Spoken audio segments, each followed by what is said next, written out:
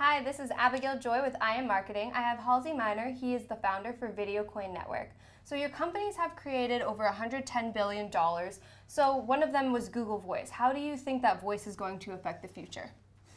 Well, I think most of the innovation actually in voice has already been done. I don't think that's actually an area where, the world's going to see significantly more innovation. I mean, there's video, there's voice. I don't know what else. I guess the next thing would be people living in VR. But I don't think there's a lot of innovation left in voice. Okay, so you think that we've kind of reached the peak for voice regarding maybe like podcasts and stuff like that?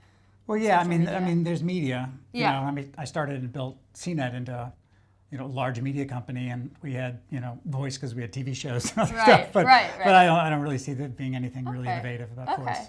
Interesting. So expand then. I know that you have Videocore Network. Tell me a little bit about it. Yeah. So the Videocore Network does is replace Amazon Web Services, Google, and to a lesser extent Microsoft, their services that encode, store, and stream video. Encoding is a fancy word for compress. So when you get a video down to your phone, it's been compressed and then it's decompressed, and those are called encoders. And video takes a lot of processing power, believe it or not. So instead of using a single data center, which is what Amazon does or Google does, instead we use data centers all around the world that are using what are called zombie servers, and these are servers that aren't being used. There's like 50% of servers are being used, 20% are for overflow, and 30% are called zombies. They're never used. So that's $30 billion in hardware that can all run on the Videocore network. It's completely unused. Wow, that's crazy. I didn't know there was so much that was just stagnant like that. Yeah, I mean, interesting. You type in zombie servers, you'll see it's unbelievable. Wow. And it's actually grown since 2015, ironically enough. Really? Yeah. Okay. So tell me a little bit about your team, Videocore. Yeah, I mean, we have a bunch of great advisors. Hano Basse, for instance, is head of he's a CTO for 20th Century Fox. Nice. And then, in terms of interesting people on our team, Dev Gat is our CTO. He actually built Intel's video streaming cloud. Wow. Intel decided to spin it out because they were competing with Amazon and Google and streaming, and streaming. So it was sold to Facebook. So when you all of a sudden started getting video in Facebook, it's because they bought what Dev built. So Dev is one of the few people in the last 10 years who's actually built a video streaming cloud. Wow. So we're using his experience in video, my experience in crypto. He's actually now very experienced as well. Nice. To create a completely different model. It's like Uber and Airbnb, just complete commoditization of all of the hardware that's needed to deliver video. So decentralized on the blockchain. Yeah, I mean the decentralization part is not. It's not like a moral obligation. That's how we use all of these resources that aren't sitting in a data center but are otherwise being used. Very interesting. So decentralization is it's an architectural strategy. Okay, very nice. Oh, well, where are you guys based at the moment? So we have a bunch of developers in the Valley. It's where most of them are. We've got them in Russia and in Germany. Okay, so you're kind of all over. Are you planning predominantly in the Valley? Okay. Are you planning on spreading out to different markets? Yes. I mean, I think we will continue to grow outside of the Valley. Yeah. It's very disruptive to be in the Valley right now. Oh, really? The cost of developers is astronomical, and it's not.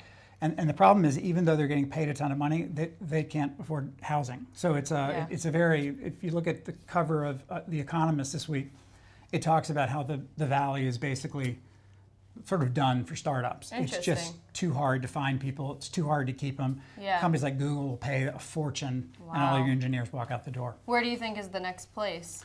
I think there are many places. I mean, there are a lot of places around the world. I started Uphold, which is the payments. It's a Coinbase competitor, but smaller. And what is that called? It's called Uphold. Uphold. It's one of a very small number of services that allow you to connect your U.S., UK, and EU bank account and buy crypto. Okay, So I think I've seen it actually. Yeah. I started in 2013, ran until 2015. Very nice. They've done great, and all of my engineers are in Braga, Portugal. Okay, very Very nice. So they have 20-some engineers there. So there Yeah. are a lot of places All around over. the world. Yeah. Right, right. And at the conference even, there's people from all over the place. All over. And it's great Yeah, to you don't need to learn. hire in Silicon Valley. That's the point. Yeah, you don't really. Yeah. And then I know that you have a great view on what's going to happen next on the internet. You've, in the past, you've said, you know, what's going to happen next, and you're involved with a lot of prominent companies. So what do you think is next for the internet? Do you think that we're going to just completely stop using television and stuff like that? We're just going to completely go to social media?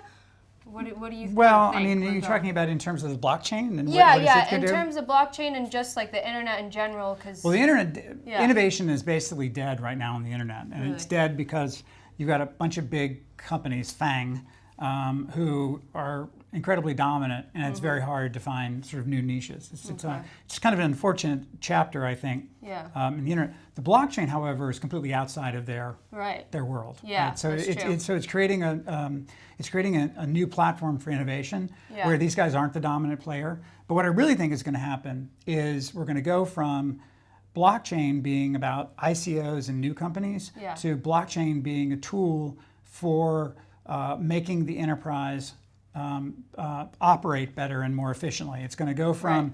all these new companies, which are supposed to replace all the existing companies, to a tool to make existing companies better. So Halsey, is there somewhere that our viewers can go to learn more about Videocoin? Yes, they can go to videocoin.io. It has all the information about our project. Awesome. Thank you so much for interviewing with me today. Thanks for having me. Bye, guys.